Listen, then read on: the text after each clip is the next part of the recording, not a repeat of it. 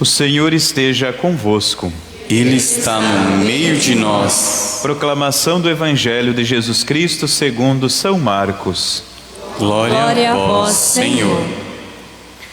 Naquele tempo, Jesus foi a Nazaré, a sua terra, e seus discípulos o acompanharam. Quando chegou o sábado, começou a ensinar na sinagoga. Muitos que o escutavam ficavam admirados e diziam: de onde recebeu ele tudo isto? Como conseguiu tanta sabedoria? E esses grandes milagres que são realizados por suas mãos? Este homem não é o carpinteiro, filho de Maria, irmão de Tiago, Josete, Judas e de Simão? Suas irmãs não moram aqui conosco? E ficaram escandalizados por causa dele. Jesus lhes dizia então: um profeta só não é estimado em sua pátria, entre seus parentes e familiares. E ali não pôde fazer milagre algum. Apenas curou alguns doentes, impondo-lhes as mãos. E admirou-se com a falta de fé deles. Jesus então percorria outros povoados da redondeza, ensinando. Palavra da salvação.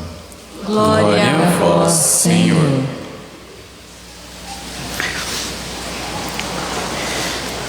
Meus irmãos e irmãs, então, dentro deste tempo chamado comum, mas que é um tempo especial também, nós temos esse convite da Palavra de Deus hoje, tanto as leituras como o Evangelho também, mostrando que Deus muitas vezes é despercebido, passa por nós e nós não percebemos, porque nós esperamos outras coisas maiores, coisas grandiosas, e Deus passa por nós e nós não percebemos.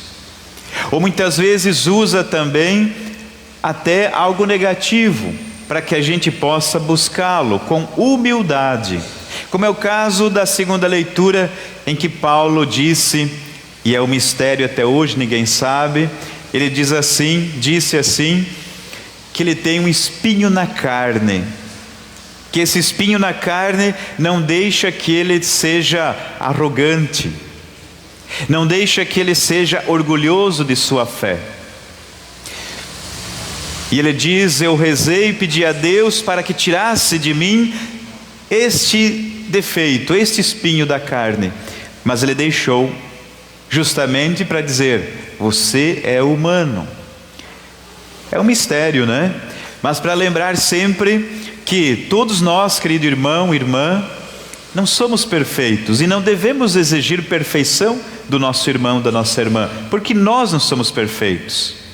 E São Paulo tinha esse, não sei se dá para dizer defeito, o que ele tinha em sua vida, que era como um espinho na carne. Quando vinha orgulho no seu coração, ele lembrava: mas eu também sou pecador.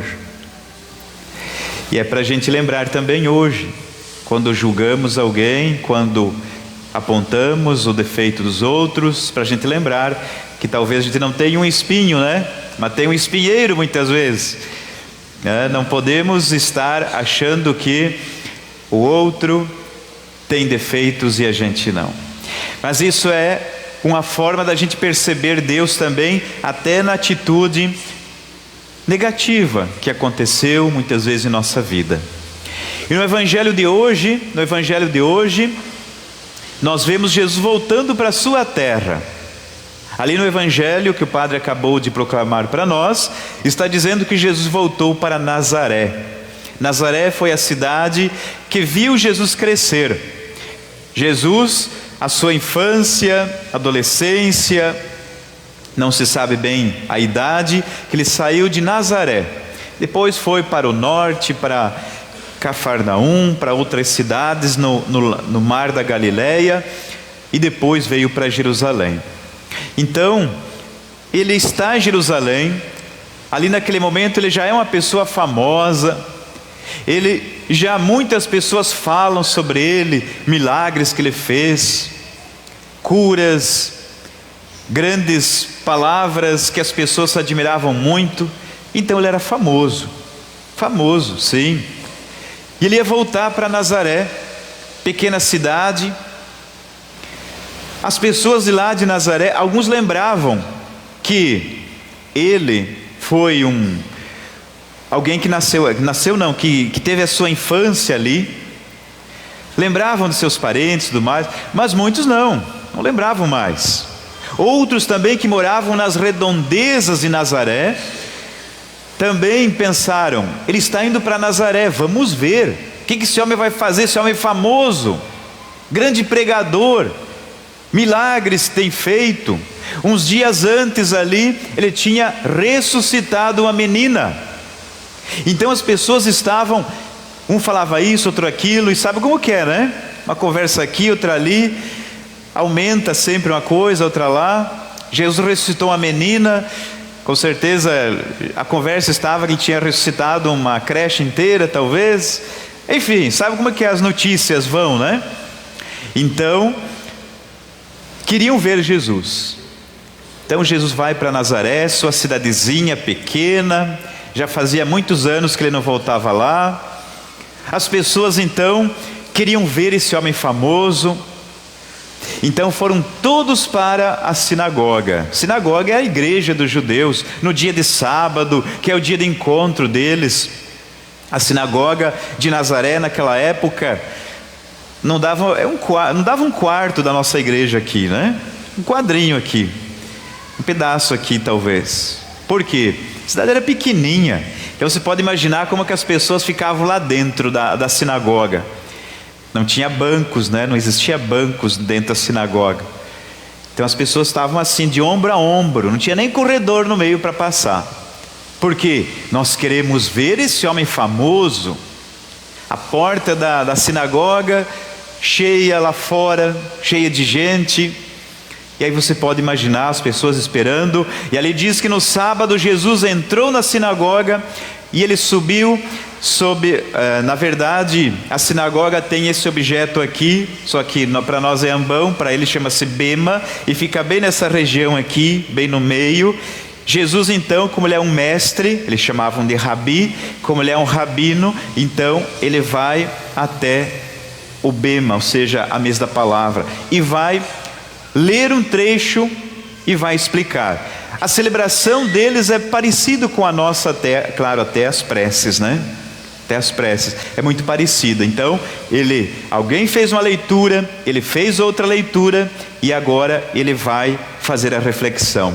E as pessoas esperavam, porque ele é um grande pregador, alguma coisa, com certeza ele vai falar de belo para nós, e com certeza também milagres vão acontecer. E aí ele começa a falar, e as pessoas ali no Evangelho está dizendo que começam a se admirar, dizendo: que sabedoria é essa? Da onde que esse homem veio? Tanta sabedoria, e os milagres que ele faz. E olha aquele burburinho, as pessoas cochichando uma com a outra. Esse homem, tanta sabedoria e tal. Mas de repente, no meio da multidão, alguém talvez até bateu assim com o cotovelo no outro, né? E falou: ei, mas espera aí, esse aí não é o filho da Mariazinha? Não é o filho do Zezinho? Aquele que faleceu, que morava ali logo na esquina, que fazia cadeira, o marceneiro, lembra? O José. Ele não é filho deles? Ah, não. Ah, então a gente conhece. Ah, então não vamos dar ouvidos a ele, porque ele veio aqui da simplicidade, viveu aqui conosco. Os parentes dele moram aqui, usavam o termo irmãos para todo o clã, né? Toda a irmandade, todo o clã, os parentes dele moram aqui. Não, se ele é um de nós aqui, o que a gente vai estar prestando atenção nele? Talvez até alguns falaram: mas ele foi aquele menino que talvez jogou pedra em cima da minha casa uma vez, ou coisa assim, coisa de criança, né? Ah, não, se é aquele menino que foi embora daqui, não. O filho da viúva, Mariazinha, não vamos dar ouvidos a ele. E olha só o que diz aqui diz que Jesus, ele vai dizer: o profeta não é bem recebido em sua terra. E ali ele não fez milagre algum. Mas, gente, é a terra dele, é o lugar dele. Por que será que não aconteceu? Ali já está dizendo por quê. Porque Jesus se admirou com o quê? Com a falta de fé deles. Ou seja, Deus faz a parte dele, mas em contrapartida Ele quer a nossa parte também. Ele quer que nós também participemos do milagre. E se eles não acreditavam, não ia acontecer. Por quê? Porque viram que Jesus vinha de uma realidade simples. Isso tem tudo a ver, querido irmão, com o tempo que nós estamos vivendo, chamado tempo comum. Porque eles não perceberam a presença de Deus naquele homem que veio do simples, do cotidiano. Eles acreditavam naquele homem famoso, que veio lá de longe da capital de Jerusalém, mas não acreditavam naquele ali, que se criou ali, que chorou ali, que brincou ali com os outros meninos. Não, eles acreditaram enquanto ele era famoso, mas quando sabiam tudo sobre ele, parente de fulano, de ciclano, ali falaram todo o nome dos familiares dele, ou seja, conheciam tudo sobre ele. Então a gente já sabe tudo. É aquele que diz assim: eu já sei tudo sobre isso, não preciso mais saber nada, já sei tudo, não quero ouvir mais nada. É o que eles pensaram. É aquelas pessoas que muitas vezes se enchem de si e dizem: eu já sei tudo, não preciso mais buscar nada. Que tristeza, né? Por quê? Porque justamente Jesus vai se admirar com essa falta de fé, com essa ignorância dos seus próprios parentes, dos seus próprios amigos de infância. Então por isso que Jesus vai para outras cidades. Ali diz, né, que ele foi para as cidades da redondeza. Então, claro, isso serve para nós hoje, muito para nós hoje. Claro, quantas vezes que dentro da nossa própria família a gente não dá ouvido para aquela pessoa que muitas vezes até tenta falar o bem para a gente, mas a gente não quer saber. Não, você não tem moral para me corrigir, não tem essa frase? Ah, fulano fala isso. Ah não, mas você... Agora, quando outro lá de fora vem falar, aí a pessoa muitas vezes muda.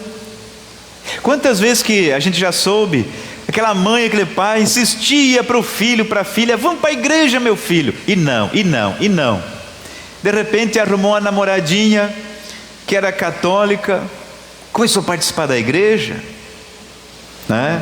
Ou arrumou a namoradinha de outra igreja, aí virou pastor. Aí Deus já está, a pessoa já é o santo na terra.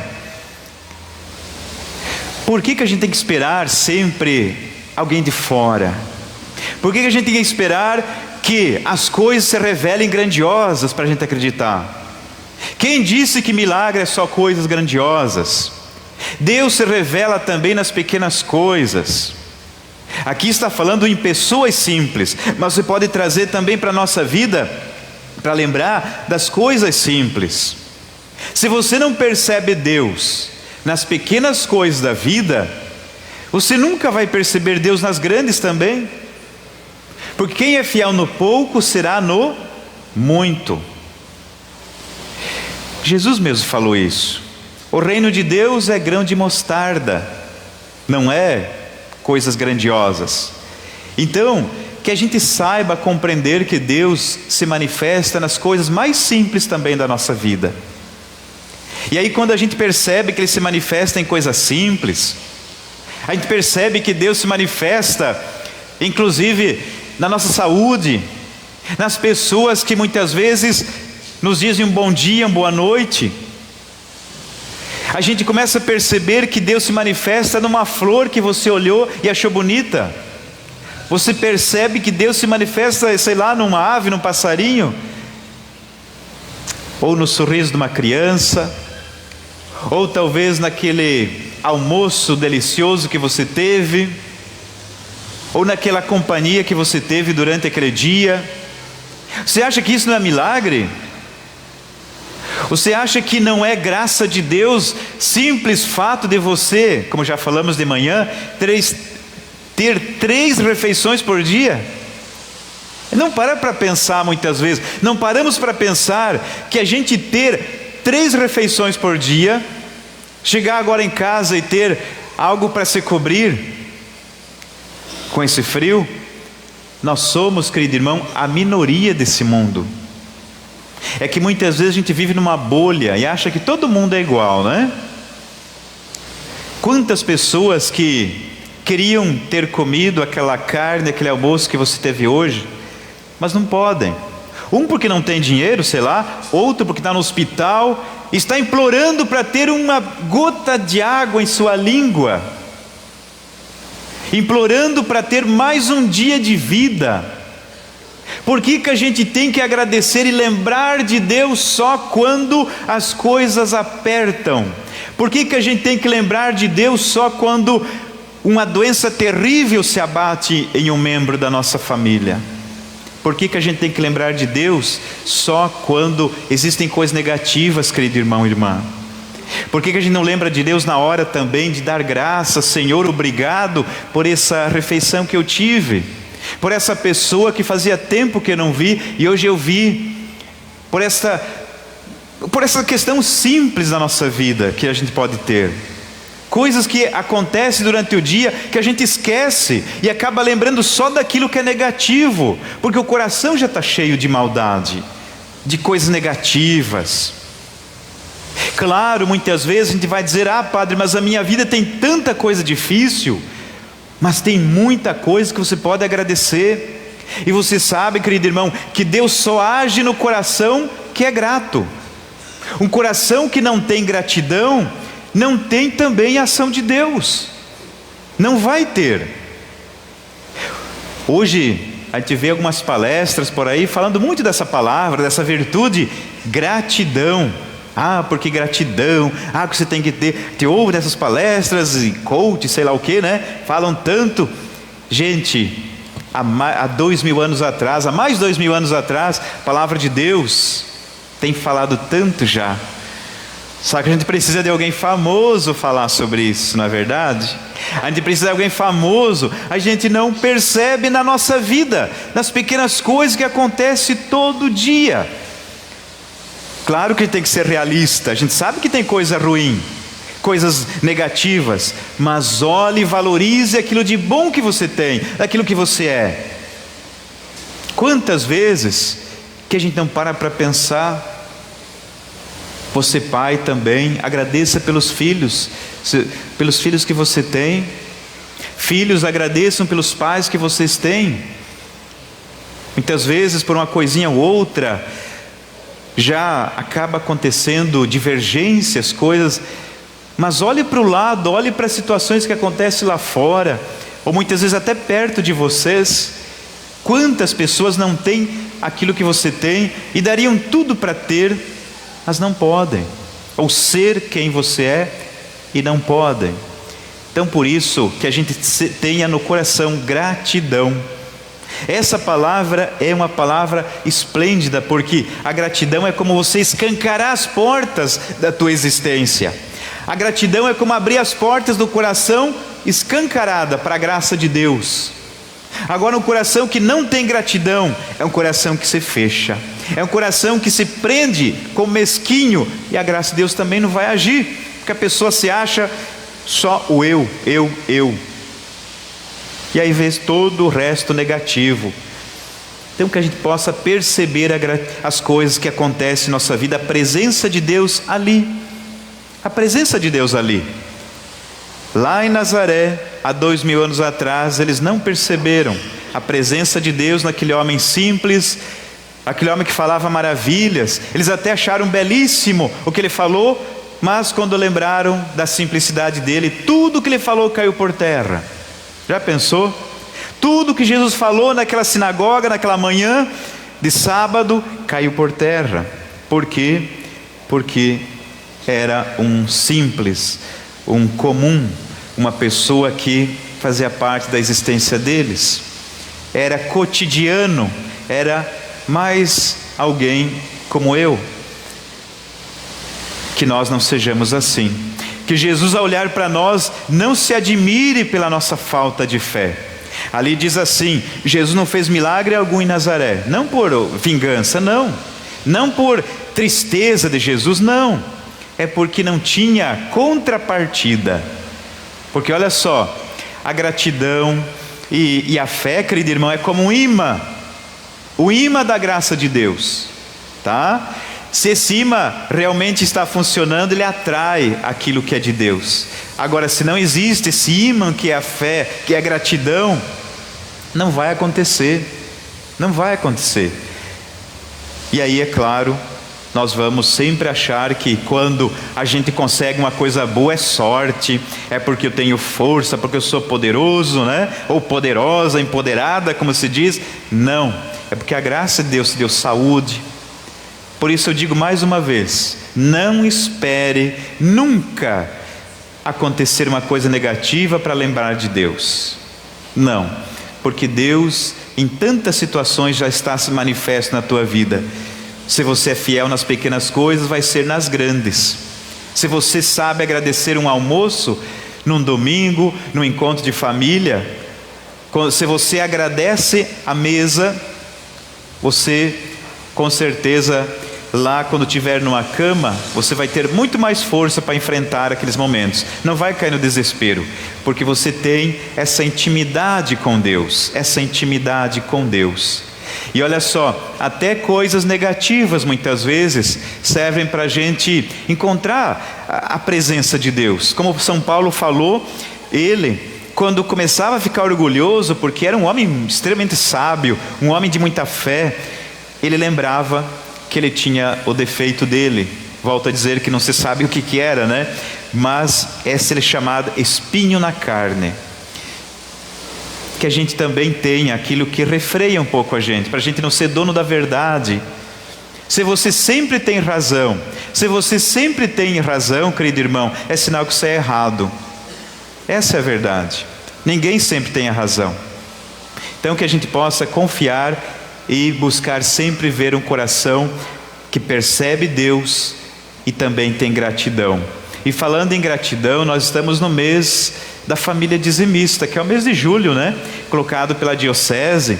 E notem que o nosso dízimo sempre é colocado, ele não é um pagamento, não é um imposto, né? Esse desenho aqui mostra muito bem o dízimo, né? Olha só, uma cruz que vai formando um coração. E na verdade são dimensões do nosso dízimo. Dimensões. Cada cor que está ali é uma dimensão. Por exemplo, aqui é azul, aqui em cima, né? O dízimo na dimensão religiosa. O fato que nós temos aqui construindo uma igreja, mantendo uma igreja, manutenção de tudo que acontece. Até a bateria desse microfone que vocês estão me ouvindo aqui, que está aqui, é porque você é dizimista. Uma igreja sendo construída porque você é dizimista. A dimensão aqui azul, que significa a dimensão religiosa do dízimo, onde o dízimo também está ali. A dimensão eclesial, amarelinha aqui embaixo, né? Dimensão eclesial. Nós queremos padre, não queremos? Queremos formar padres que sejam bem formados, queremos. O seminário vive do quê? Será que o governo ajuda o seminário? Claro que não. O seminário é sustentado também pela tua partilha, querido irmão, pelo teu dízimo, porque daqui também vai para lá. Olhamos também a dimensão caritativa, verdinha aqui embaixo, a dimensão da ação social, tudo aquilo que também é feito, aquilo que é buscado, na medida do possível, a ação social, né? Temos também a dimensão missionária, esse vermelhinho aqui em cima também do coração, significa o quê? Que a missão que acontece muitas vezes até lá fora, pessoas que são enviadas, lá está o teu dízimo também patrocinando. Então, querido irmão, você acha que é pagamento isso aqui? Claro que não. Lembre daquilo que o padre falou, gratidão.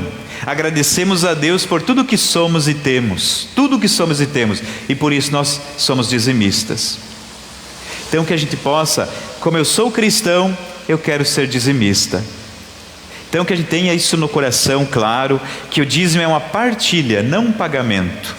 Parabéns você, querido irmão, que é dizimista, você que vai ser dizimista, você que é missionário, é da pastoral do dízimo, que Deus continue abençoando. Parabéns, que possamos realmente ter esta gratidão no coração. Querido movimento também, Terço das Mulheres, que hoje teve o seu encontro, né, com a psicóloga Eliane, né, que de forma tão bonita também, todas gostaram, né? Também lembrem sempre, queridas meninas, né, de ter esse coração grato, saber que Deus se manifesta nas pequenas coisas da vida, e que vocês possam continuar também nessa simplicidade que é o terço, também nessa oração da pessoa simples, buscar ser intercessoras da nossa paróquia. Que Deus continue abençoando sempre por intercessão de Nossa Senhora do Perpétuo Socorro. Então que a gente possa ter estas consciências de nossa vida, de ter gratidão. Nunca é demais repetirmos: gratidão e fé no nosso coração. Louvado seja o nome de nosso Senhor Jesus Cristo. A tua ternura, Senhor, vem me abraçar, e a tua bondade infinita me perdoar. Vou ser o teu seguidor e te dar o meu coração.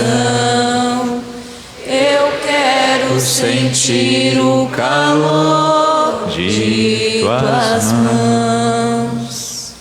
Creio em Deus Pai Todo-Poderoso, Criador do céu e da terra, e em Jesus Cristo, seu único Filho, nosso Senhor, que foi concebido pelo poder do Espírito Santo, nasceu da Virgem Maria, padeceu sobre Pôncio Pilatos, foi crucificado, morto e sepultado, desceu à mansão dos mortos, ressuscitou ao terceiro dia, subiu aos céus e está sentado à direita de Deus Pai Todo-Poderoso, donde há de vir julgar os vivos e os mortos.